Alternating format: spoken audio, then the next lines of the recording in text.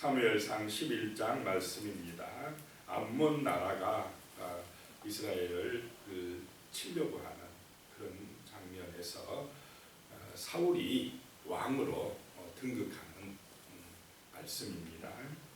1절에 보면 암몬 사람 나하스가 올라와서, 암몬이라는 나라는 지금의 요르단 국가입니다. 길르앗 야베스에 맞서 진침해 야베스 모든 사람들이 나하스에게 이르되 우리와 언약하자, 그리하면 우리가 너를 섬기리라 하니, 이 암몬 나라가 굉장히 강하니까 그 요단 동편에 있는 이 길르앗 야베스 지방을 쳐들어오려고 하니까 그 야베스 사람들이 미리 겁을 먹고 제발 우리와 언약해 주라, 그러면 우리가 조공을 바치겠다, 이렇게 이 이스라엘 길르앗 야베스 사람들이 암몬 나라 그 사람 나하스에게 좀 제발 언약 좀 해주라, 평화 협상하자, 우리가 잘 섬길게, 이렇게 지금 이스라엘 사람들이 이야기하고 있습니다. 참 미약하고 약한 그런 이스라엘의 모습을 볼 수가 있습니다. 2절에 보면요, 그랬더니 이 암몬 사람 나하스가 그들에게 이르되 내가 너희 오른 눈을 다 빼야 너희와 언약하리라. 내가 온 이스라엘을 이같이 모욕하리라. 자, 누구를 모욕하고 있습니까? 온 이스라엘을 모욕한다. 이 말은 하나님까지도 모욕하는 것이다 라고 하는 것입니다. 그렇게 평화적으로 언약하자, 잘 섬길게, 조공 바칠게 그랬더니 너희 온 이스라엘의 오른쪽 눈을 빼면 언약해 줄게. 얼마나 참 모욕을 하고 있습니까? 이 오른쪽 눈을 빼버린다는 것은 반란을 못하게 하겠다. 이 눈 하나가 없으니까 이제 이 암몬 나라에 대해서 반란을 꾀하지 못하게 하겠다, 이런 의미입니다. 그리고 왼쪽 눈은 놔두는 것은 그 왼쪽 눈으로는 열심히 농사짓고 일해서 조공을 바치게 하기 위함이었다라고 하는 것입니다. 3절에 보면요, 야베스 장로들이 그에게 이르되 우리에게 이레 동안 말미를 주어 우리가 이스라엘 온 지역에 전령들을 보내게 하라. 만일 우리를 구원할 자가 없으면 내게 나아가리라 하니라. 구원할 자가 없으면 이제 할 수 없이 눈이라도 빼서 언약할 수밖에 없다라고 하는 것입니다. 얼마나 이스라엘이 지금 힘이 미약해졌는가라고 하는 것을 알 수가 있습니다. 그래서 12지파에게 사람들을 보내서 우리 좀 구원해달라, 이렇게 했다는 것입니다. 4절에요, 이에 전령들이 사울이 사는 기브아에 이르러 이 말을 백성에게 전하매 모든 백성이 소리를 높여 울더니, 그 소식을 들은 기브아 사람들이 소리 높여 울었다. 왜 울었겠습니까? 그 소식을 듣고도 어떻게 가서 건져줄 수가 없다고 생각했기 때문에 울었다는 것입니다. 다른 방법이 없다. 암몬 나라를 이길 수가 없다 생각을 했기 때문에 백성들이 슬퍼서 울었다는 것입니다. 그런데 5절에 마침 사울이 밭에서 소를 몰고 오다가 이르되 백성이 무슨 일로 우느냐 하니 그들이 야베스 사람의 말을 전하니라. 자, 사울이 어제 말씀에서 사무엘에게 기름 부어 왕으로 세움을 받지 않았습니까? 그런데 왕이 지금 뭐하고 있습니까?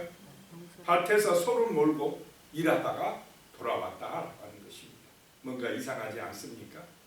우리 생각에는 왕이면 궁궐에 들어가서 그 나라의 모든 일을 의논하고 또 다스리는 그런 일을 해야 되는데 왕이 밭에 가서 소 몰다가 왔다는 것입니다.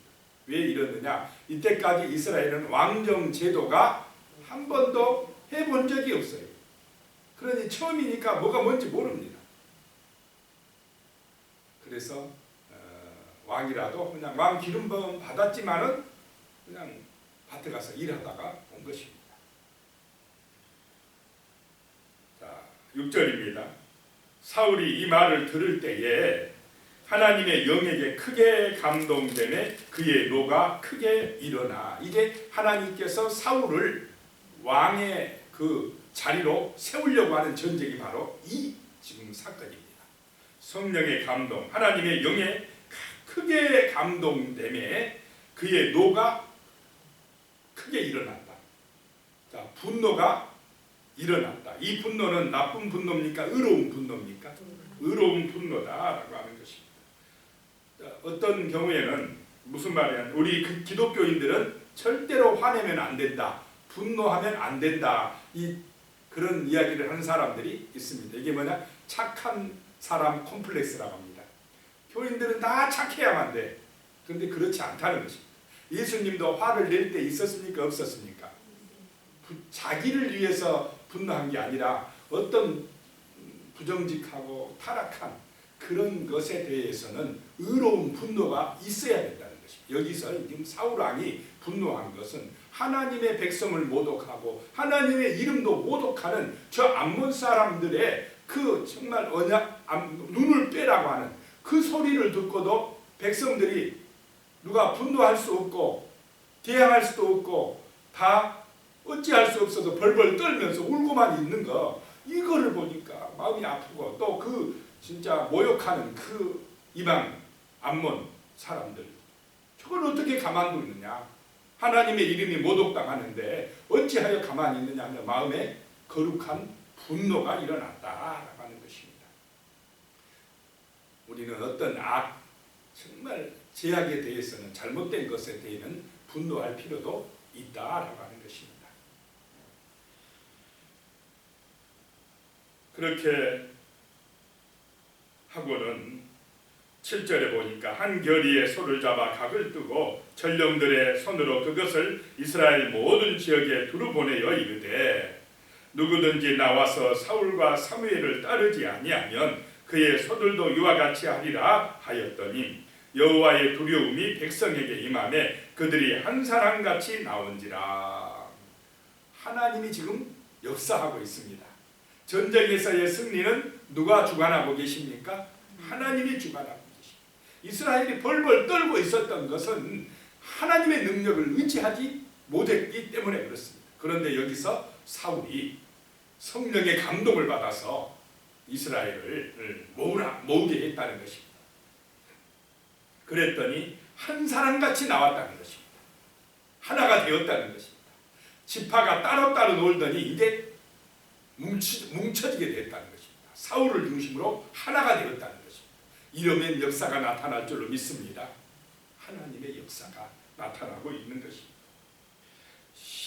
8절에요. 사울이 베색에서 그들의 수를 세어보니 이스라엘 자손이 30만 명이고 유다 사람이 3만 명이더라. 33만 명이 모여왔습니다.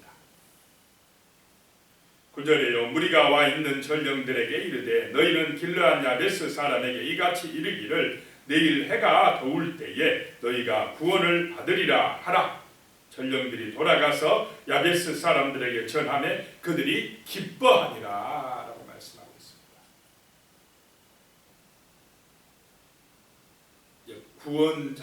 구원의 자가 없으면 눈이라도 뗄 수밖에 없는 상황이었는데 사울이 거룩한 분노를 일으켜서 온 이스라엘 백성들을 모아서 내일 이맘때 구원해 주리라 라고 하니까 길르앗 야베스 사람들이 기뻐했다는 것입니다. 얼마나 좋았겠습니까? 10절입니다. 야베스 사람들이 이에 이르되 우리가 내일 너희에게 나아가리니 너희 생각에 좋을 대로 우리에게 다 행하라 하니라. 11절입니다. 이튿날 사울이 백성을 3대로 나누고 새벽에 적진 한가운데로 들어가서 날이 더울 때까지 암몬 사람들을 치매 남은 자가 다 흩어져 둘도 함께한 자가 없었더라 말씀합니다. 3대로 이스라엘 군대를 끌고 가서 언제 공격을 해버렸습니까? 새벽. 여기서 이스라엘의 새벽은 새벽 3시부터 6시 사이 이때에 새벽에 역사가 나타났다는 것입니다. 하나님의 강력한 은혜도 주로 이렇게 새벽에 많이 나타나는 줄로 믿습니다. 새벽이 중요하다는 것입니다. 그래서 날이 더울 때까지 암몬을 쳐서 둘도 함께 한 자가 없게 했다라고 하는 것입니다. 12절에 보면요, 백성이 사무엘에게 이르되 사울이 어찌 우리를 다스리겠느냐 한 자가 누구니까 그들을 끌어내소서 우리가 죽이겠나이다. 어제 말씀에 보면 어떤 불량자들이 사울이 어떻게 우리 왕이 될 수 있느냐 이렇게 말한 사람들이 있었습니다. 근데 그 이야기를 가지고 지금 과잉 충성하는 사람들이 나타났습니다. 사울이 이제 전쟁에서 이기고 돌아오니까 이렇게 능력 있는 사울을 비난하면서 어찌 저 사울이 저 베냐민 지파에서 저 약한 지파에서 우리의 왕이 될 수 있느냐라고 했던 그 사람이 누구냐? 죽이자 이랬다는 것입니다. 자, 사울에게 왕의 권력이 딱 돌아가니까 뭐 하는 사람들이 생겼다고요? 과잉 충성하는 사람. 다른 말로 하면 아부하는 사람들이 생겼습니다. 그래가지고 자기가 잘 보여서 한번 출세해 보겠다. 그 불량자를 잡아서 죽이겠나이다 했다는 것입니다. 그랬더니 13절에 사울이 이르되 이날에는 사람을 죽이지 못하리니 여호와께서 오늘 이스라엘 중에 구원을 베푸셨음이니라. 자, 겸손합니까 안 합니까? 사울 왕이 겸손해요. 포용할 줄 압니다.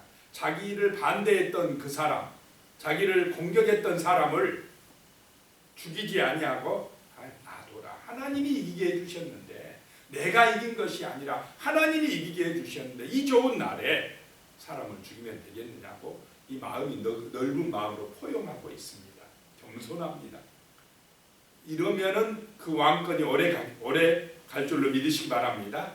나한테 반대하는 사람들도 포용할 줄 아는 이 너그러움이 있어야 됩니다. 그렇지 않고 나한테 반대한다고 죽여라 뭐 이렇게 나오면 그 사람은 이제 오래 못 갑니다.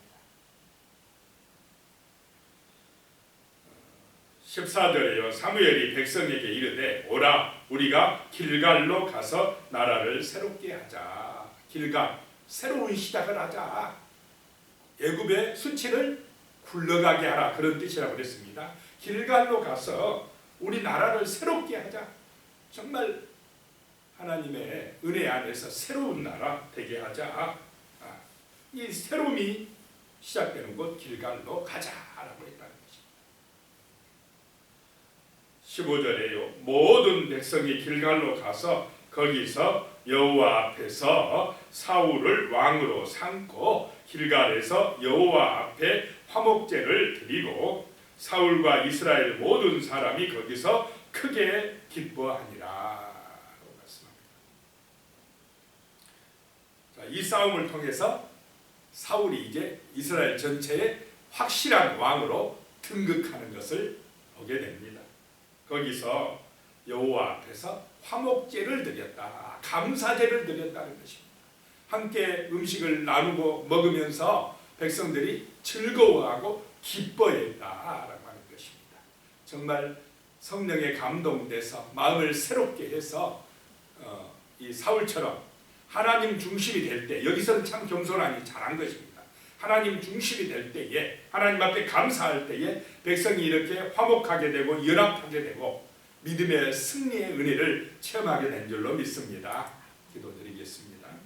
하나님 아버지, 우리의 마음속에 성령의 은혜, 성령의 감동이 충만해지게 하여 주시옵소서. 그리하여서 하나님을 모독하고 정말로 하나님의 이름을 모독하는 악한 대적의 세력을 믿음으로 물리치고 승리할 수 있도록 도와주시옵소서.